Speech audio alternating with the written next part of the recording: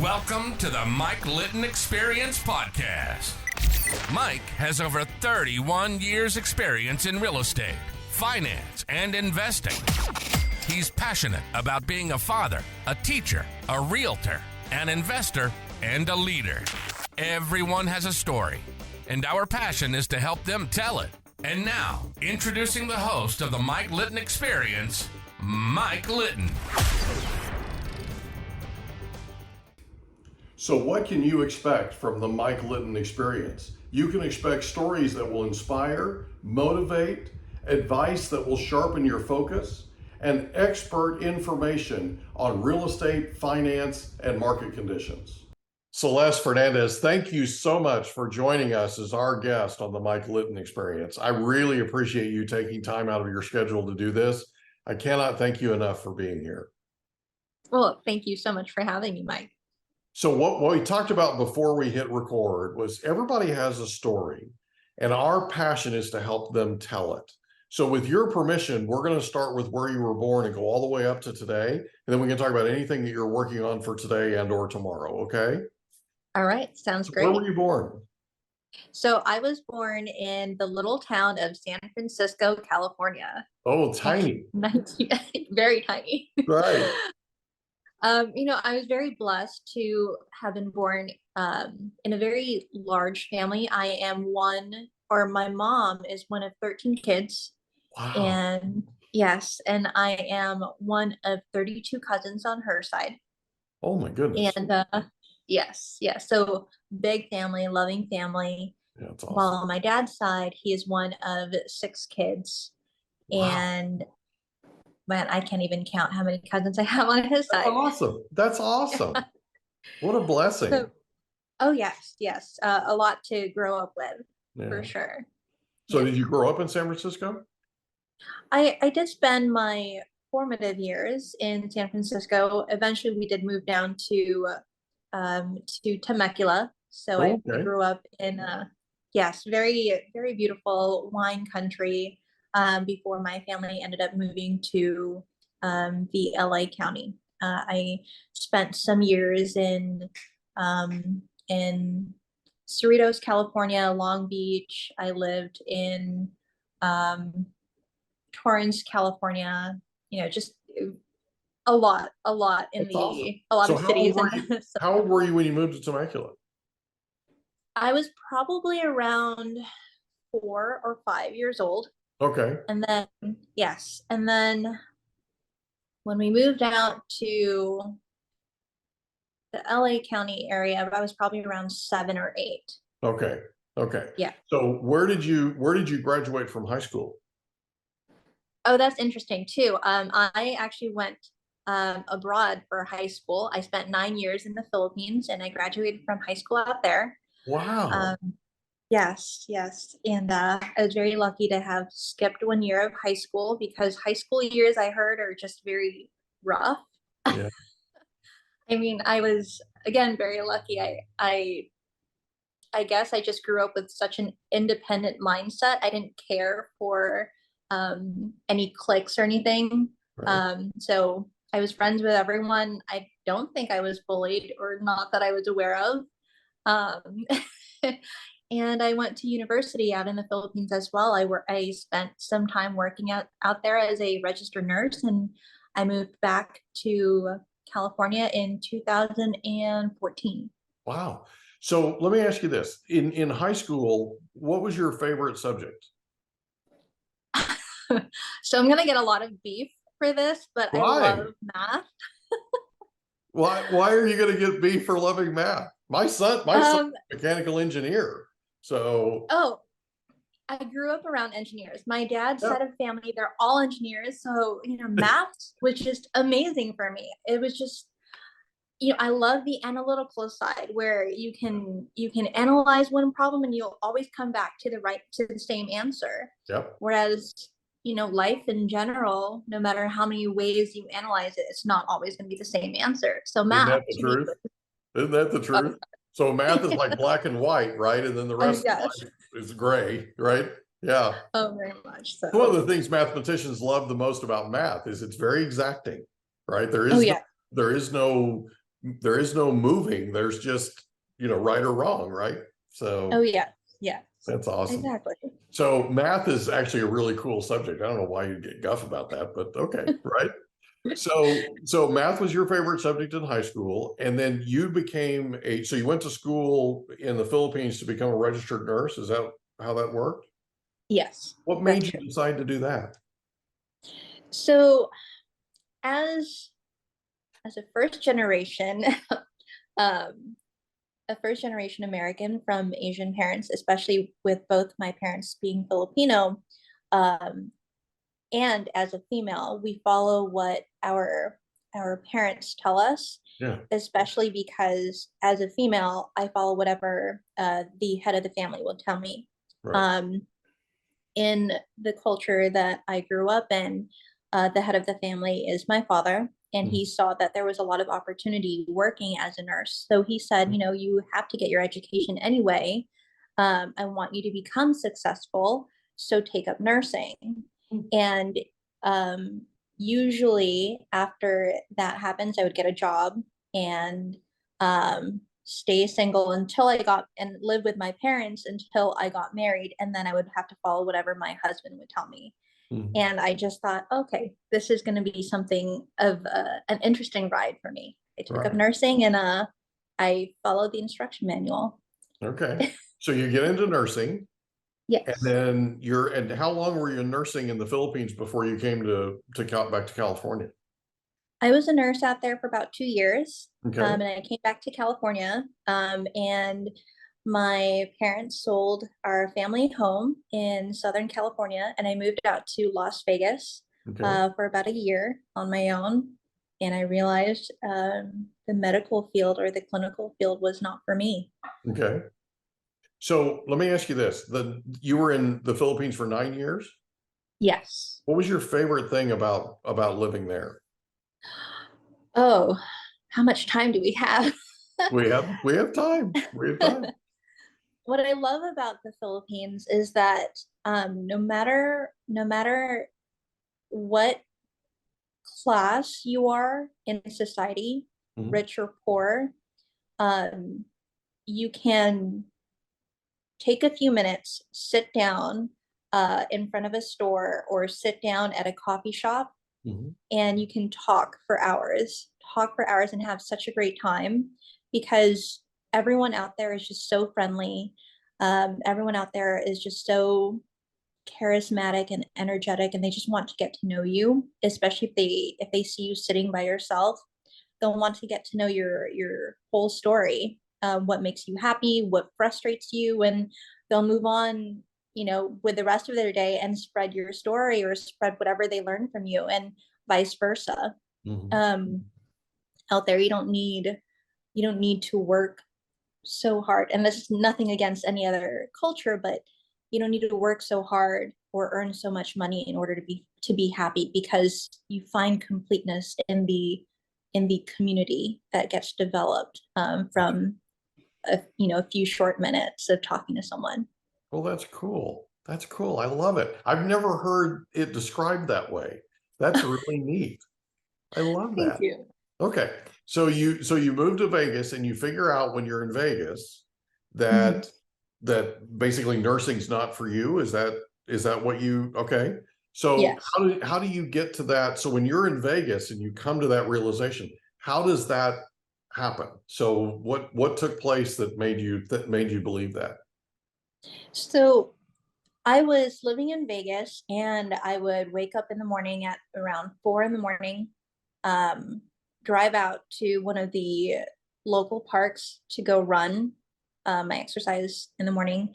And I would realize when the sun starts to rise at around 5:30, that all I saw was either brown or brownish red.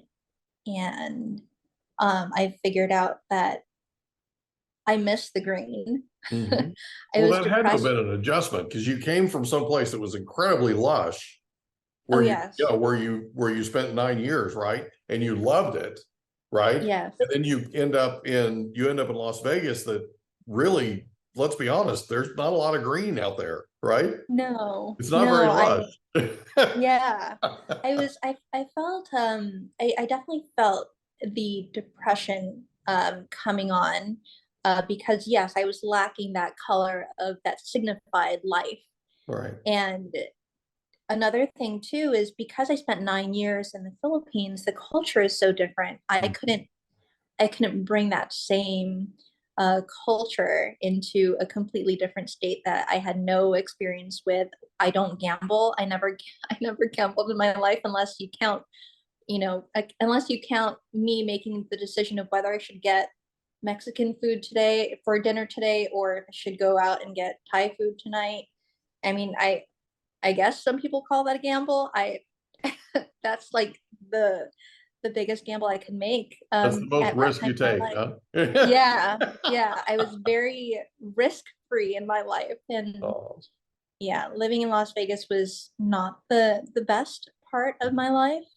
But it did help me grow and make me realize that, one thing I was unhappy with showed me that I was also unsatisfied and unfulfilled in what I was doing, on a professional level. right.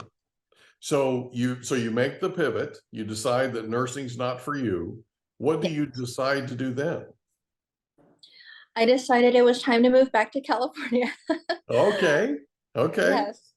And I needed to figure out what I could do with my degree. Okay. And while I was out there, I still had some amazing friends that I grew up with, who remembered me. They connected me with some of the right people, and I found myself working in a corporate office. Okay. Um, and that was also very different for me. So corporate office doing what? I worked for a cycle revenue company. I started off as a quality assurance analyst, a Mhm. QA analyst, before transitioning into a project management role Okay. and documentation specialist. Okay. So what was it the company did? It's called cycle revenue, where we focus on analyzing patient data coming from different hospitals. Okay. Yes, Okay. making sure everyone is compliant. Okay. I got you. Okay. So you're sort of overseeing what is happening in terms of the revenue for hospitals. Yes, Okay. exactly. All right. So you decide to do that, and it sounds like you took to it it sounds like you liked it because you ended up in charge of project management or ended up a project manager. Yes, I did love it. My issue now became another cultural shock, which is the culture of an office setting. An office setting culture is not the best culture, in my opinion, I especially for got you. someone like Okay. me who comes from a clinical setting. Okay. Um, so that was a bit of a rough patch for me. Okay. So you get so you're getting adjusted to it, Yes. and then what happens? And then I realized, maybe if the culture in an office isn't for me, maybe I should focus on things that really interest me, Okay. such as learning how to cook. I didn't know how to cook. I decided I should learn how to cook, and the best way to do that is to work in a restaurant. And so I Okay. applied to work for a restaurant. I became the hostess. About a month later, I was promoted into a management role Okay. where they had me learn how to cook. Um, I'm not going to name the name of the restaurant. Unfortunately, I did not really learn how to cook. I did learn how to professionally heat up food, and that was fun. Okay. I did Okay. gain a lot of confidence from that. So let me see if I understand this correctly. So you're in a corporate setting, you're a Yeah. project manager, right? Yes. So you went from QA to project manager, and then Yes. you decide that being in an office really isn't for you. And so you Yes. decide to trade being in an office for being in a restaurant. Yes. Okay. So you get into the kitchen, right? Yes. And you learn how to heat food up. Oh, professionally. Okay. So you learn how to Yeah. professionally put food in a microwave, or what? How does that work? Professionally heat them up in a microwave or on the stove or in the oven. Wow. Okay. Yeah, it was a Interesting. lot of fun. Yeah. So we'll leave the name of the restaurant out. Okay. Yes. So yeah, okay, right. So you do that for how long did you do that? I did that for about a year. Okay. But at the same time, because I was starting to develop my customer service skills, I wanted to develop other parts of my skill set, both Okay. soft skills and hard skills. So I found myself working part-time in retail for a secondhand bookstore because I'm a self-proclaimed bookworm. Oh, So I I love found it. myself, yes, I found myself, loving the retail industry in that sense, in that bookstore. And then I would find myself working part-time at night for a casino because I didn't know how to gamble, but I love math and I could multiply and add very quickly, subtract very quickly, and that was fun. But I don't think I would ever go to a casino and gamble. It's not the best environment. So I was doing these three jobs, and I realized, okay, I know how to. I've regained my skills in math. I've regained my skills in customer service, and I'm finding joy in organizing and selling books, but I'm still not fulfilled with what I do for a living. Um, and I realized I wanted to develop other parts of myself. I got into sales, quit all of my other jobs, and moved across the country doing sales. Really? So where do you Yeah. move to? From California, I moved to Sarasota, Florida. Okay. And that was very interesting for me because before I moved out there, I had never heard of the town, never heard of Siesta Key. Hmm. Um, with the amount of work that I would have to do, I was working 2 to 3 jobs at a time. I didn't have time to watch TV or listen to an ad on the radio because I was listening to podcasts. So first time I heard of Sarasota, I said, okay, I would love to move across the country. I didn't Okay. realize I would have to drive across the country. Wow. But that That's was quite a that was fun. drive. Oh gosh, I've made yes. that drive. It's quite a drive. Yeah, we drove 3.5 days with 8 people starting the day after Christmas. So you moved 8 people out there? On the road. Everyone else had already flown out there. Wow. So there were a lot of people out there waiting for you when you got there. Okay. All right. Yes. Including the people in the car. Okay. So Yes. 3.5 days. So you move out there and you decide to go into sales. So what do you start selling? So this is something that most people will be uh in, intrigued with. I used to sell cable when nowadays everyone is into streaming, but I also sold internet, so that was a good product, I So believe. you sold cable and you Yeah. sold internet Yes. for a cable company, I take it, Yes. in Sarasota? In Sarasota. Okay. So, okay. So let me ask you this. What made you decide? Because people are going to be a little intrigued by this when they hear it.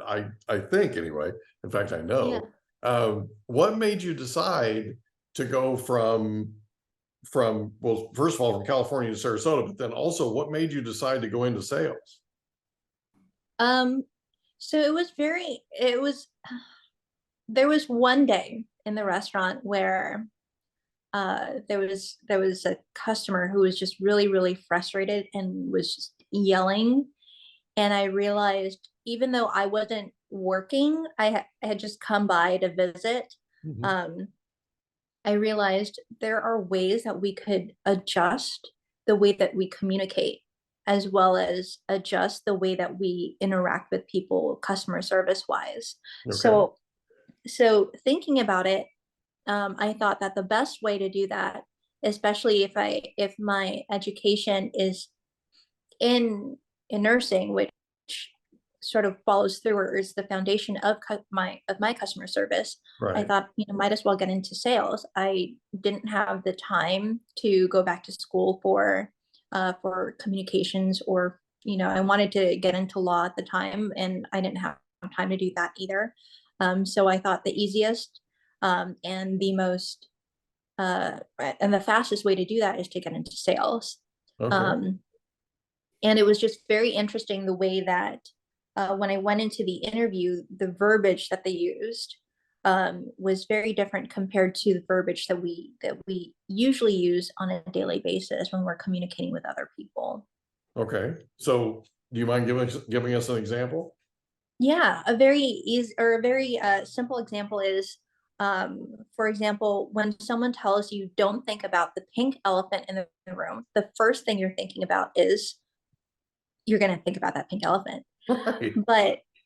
But when you convert that verbiage into, okay, we'll take care of it, everything is taken care of, you're going to automatically think, okay, there's nothing that I need to worry about, to be anxious about, to be nervous about, to really fret about or waste my energy on.